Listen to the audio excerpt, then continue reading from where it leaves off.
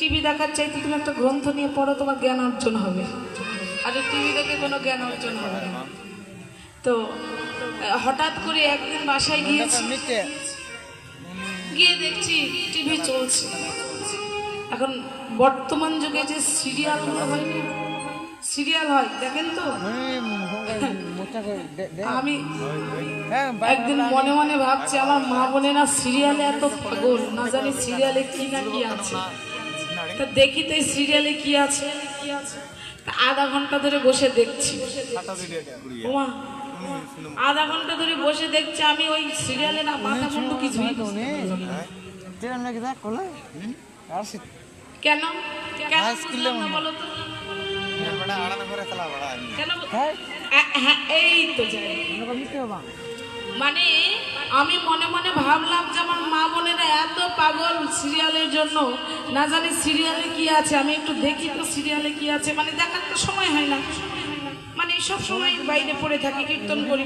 আর সময় যদিও একদিন বাসায় থাকি, ওগুলো ভালো লাগে না, মনে হয় যে একটু গ্রন্থ যদি পড়া যায়, মন মানসিকতা।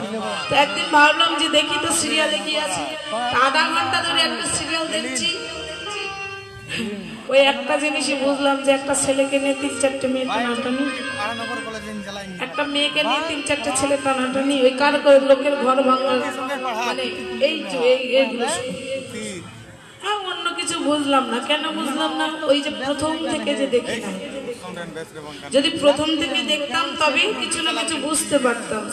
তো এই লীলা কীর্তন বা আপনারা যারা সিনেমা দেখেন, দেখবেন সিনেমার মাঝখান থেকে দেখলে কিন্তু কিছুই বুঝতে পারবেন না। প্রথম থেকে দেখতে হবে, নাকি মায়েরা? প্রথম থেকে দেখতে হবে তো। এই লীলা কীর্তনও ঠিক তদনুরূপ। সন্ধ্যা 6টা থেকে সকাল 6টা পর্যন্ত ধরুন একটা সিনেমা, আর এই সিনেমা এই মাঝখান থেকে যদি আপনারা শ্রবণ করেন হট করে বুঝতে পারবেন। যেমন আগামীকাল 3 ঘন্টা করে একটা করে পালা, আপনারা যদি একটা পালা এক সিরিয়ালে যদি এই সকাল থেকে সন্ধ্যা পর্যন্ত নামও শোনেন, তবুও একটা করে পালা যদি 3 ঘন্টা করে শ্রবণ করেন আপনারা বুঝতে পারবেন। কারণ এর পরেরটা একটার সঙ্গে আরেকটা খুব একটা মিল নেই, একটা একটা পালা আলাদা আলাদা, কিন্তু আজকের রাতের যে পালাগুলো এগুলো এক, মানে একটা সিনেমার মতো, প্রথম থেকে শেষ পর্যন্ত সিনেমার মতো। বিষয়টা কি বাবা একটু বুঝিয়ে দিই। বিষয়টা হচ্ছে সন্ধ্যাবেলায় শ্রীমতী রাধারানী গেলেন যমুনায়, আর গোবিন্দ গোষ্ঠ থেকে ঘরে ফিরে আসছে। তো হঠাৎ করে গোষ্ঠ থেকে ঘরে ফিরে আসার পথেই শ্রীমতী রাধারানীকে ইশারা করে দেখিয়ে দিলেন, রাধে আজকে তুমি কেশর কুঞ্জ রচনা করো, আমি তোমার কুঞ্জে নিশি যাপন করি। মানে কোন একটা বনে তুমি একটা সুন্দর করে বাসর ঘর নির্মাণ করো, ঠিক আছে? আমার জন্য সুন্দর একটা ঘর নির্মাণ করো, কিছু আয়োজন নির্মাণ করো। আজকে রাত্রিবেলা আমি তোমার কাছে যাব, তুমি সুন্দর করে কেশর কুঞ্জ রচনা করো। এখন শ্রীমতী রাধারানী পরাণ, ও মায়েরা কারণ মনে আনন্দ হয় মা, যদি কোনোদিন গোবিন্দ বলে যে আমি তোমার ঘরে যাব, তুমি সুন্দর করে আয়োজন করো, ও মায়েরা মনে কি আনন্দ হবে না? যার জন্য এত কাঁদাকাঁদি, যার জন্য এত ডাকাডাকি, সে ভগবান যদি আমার কাছে আসে তাহলে আর কি চাই বলো? আর তো কিছু চাই না। তাই শ্রীমতী রাধারানীর বড় আনন্দ। ওই আনন্দিত মন নিয়ে শ্রীমতী রাধারানী আমার ওই শয্যাখানা নির্মাণ করছে। কিন্তু সময় নিয়েছে ধরো